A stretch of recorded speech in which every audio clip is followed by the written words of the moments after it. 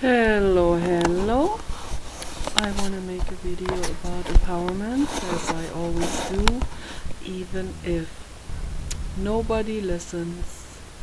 And when I woke up today, I was a little sad, and I thought, okay, I guess I'm not gonna make videos anymore. And then as the day progressed and I got things accomplished, as I always I do everything myself, do it yourself is my motto. And then after I do a lot of things myself without needing an expert, you gotta be your own dentist, car mechanic and plumber basically nowadays, and it will get worse. Believe me. Listen to Harry Dent, what he's talking about. But anyway, if you do things yourself, you will empower yourself. You can't be unempowered if you do it yourself. If you figure things out, even if you think you don't know how to figure it out. And I was standing in my bathroom crying today, and I said, I just don't know how to do it. I just don't know how to do it. Just the heck with it. I just don't know how to do it. I don't know how to reach people. I don't know how to blah blah blah. Just went on and on and on and on and on. And my husband Paul, who is my best friend, he is amazing, and we got issues, both of us, but he's amazing and I love him. Kenny and Paul, they are my best friends, and I can rely on them, and they don't snub me, and they don't give me the silent treatment, and they don't look at me like I'm some gross freak. And what I'm trying to say is, I have so many things at once. I don't even know it all wants through the door at once. What I'm trying to say is, if you are unempowered, if you feel like you have been snubbed or rejected or outcast or whatever, or bullied or raped or worse, so whatever happened to you, it doesn't matter what happened. That's the beauty of the infinite universe. Whatever is going on, you can pull yourself back out, and you can do it alone. You can even do the psychological empowerment by yourself, just like you do all the other things, fixing stuff and cleaning your house and getting everything in order. You can order your brain as well. This is possible, absolutely possible. I know it is, even if it feels like you're overwhelmed in that one moment, you feel like, I don't have all the answers now. And we will never have all answers, because there's no such thing as all. I talked about this before. There is no all. In German they say all, which is spelled like all and has the same word origin. Both words have the same grandfather word, so which means all encompassing. It's a misconception, it's an illusion. There is no such thing as all encompassing. I can do all encompassing with this computer here. So I can wrap my head literally around this computer. But then there's life beyond this computer too. There is this recliner chair, there's this hat here, and I can wrap myself around it. And I can say, so yeah, I have really explored this hat. Okay, but then there's life beyond this hat. So it just keeps going on. So there is no all. The more we expand ourselves in terms of understanding ourselves and exploring and researching ourselves, becoming our own observer, as Jiddu Krishnamurti always said, then it will get better and better and better. But there may not be a total understanding of oneself. Maybe there is not a final end to exploring oneself, but there is certainly no final end to exploring the infinite universe and infinity. So that's why it's infinity. And some people call it a god. You know, they will use the terminology God. So yeah, we can use that terminology. I use the terminology blue God because the sky is blue. So, and because it came into my brain one time in 2003. It was a very curious experience. So yeah, and there's actually a god, a blue god in India. I didn't even know that when I had that experience. So there was a blue hand, but it was not like it was painted in those Sanskrit paintings. The blue hand was very futuristic. It was actually looking like jello, like light blue transparent jello. Light blue transparent jello hand, real small hand, smaller than my hand. Kind of like a scratch hand, you know, from China, made in China. Would be cute to make something like that. In transparent light blue, like the blue god hand. But it was very compact, the fingers and everything, kind of like square, everything squared. And it went into my brain and it fixed my headaches, which was amazing because I asked for it, and that was when I was an atheist. Yeah, and that experience totally just, I mean, there was just no way I could continue saying I'm an atheist. There's no way after that. I mean, I couldn't even say it before that because I've always been afraid of ghosts. Even during the time when I was strictly, diligently and meticulously staying away from everything that had to do with mysticism and mystical. Any kind of like phantasmagorical things I stayed away from. Out of fear, you know, that's what it really was. And then there are other people, the majority of people, they stay away from the rationality out of fear, so, which is actually worse. So that's the worst thing, because rationality is always our number one choice, no matter what. Even if you happen to have a mystical experience or a strange experience, you know, some people have a strange experience and then they go, oh, this must be Santa, and now I have to nail myself to the cross for the rest of my life. So no, it doesn't work that way. Certainly not. The entire Bible, stories, all of this, all religions, you know, these brain fibrillations, that is just made up stories, fairy tales. That certainly has nothing to do with infinity, with really grasping the bigger picture of anything. You know. So the pagan religions come a little bit closer to the understanding because they dug a little deeper, but even they were not.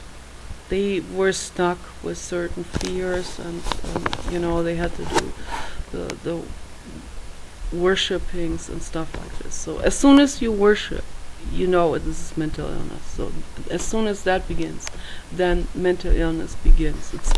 One can really pinpoint it accurately when that happens. Oh, that's very nice. That's very beautiful. You put it in those clear containers. That's nice. They work very well for that one. I like that. Yeah. My husband bought strawberry plants.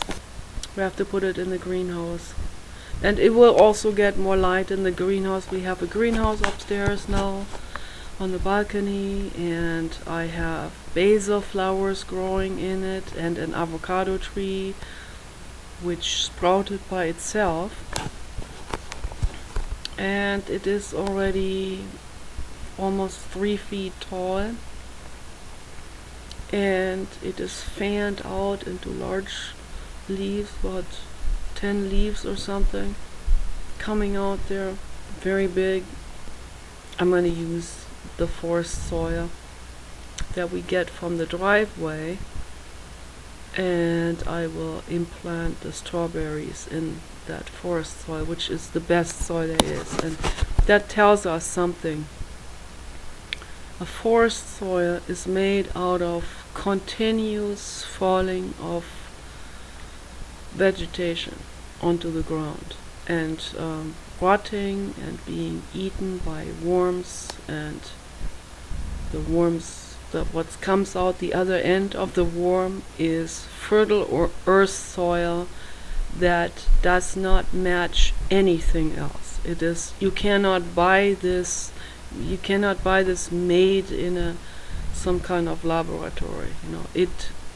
You can only create something like this if you have continuous composting going on that is biodynamic. And we will grow our own food, all of it. Strawberries, tomatoes, basil, peppermint, celery, onions, garlic maybe, and I think the pigeon just came back. That's very nice. That's beautiful. So we have 2 endangered pigeons that come to us to eat, and I want to have a sanctuary here for all these native animals who are chased away at all the other properties, hunted down, chased away, and persecuted. And they are all coming to us, and they find a safe haven here, and they feel safe here. And so we're gonna get our own food, and we're gonna make a paradise happen right here. And every person on earth can do this. Every person can create their own safe haven, paradise, luxury, no matter what, no matter where you are, no matter what you have, even if you have nothing. Even if you are poor, living in an apartment, you can start something like this. You can get yourself a plant at Home Depot for $2, or the 99-cent store, and you can get a bucket also for $1 at 99-cent store or Dollar Tree store, and you can start composting. Compost your own biodegradable stuff. It takes a year for something to compost, and you have to have a worm in it. You can get it started with 1 worm. The worm will multiply, and it would be good to do this in some kind of garden setting. That would be better than on the balcony, but you can do it on the balcony as well. And if you have it in open air, it will be even better, because then other insects can get to it and lay their larvae into it.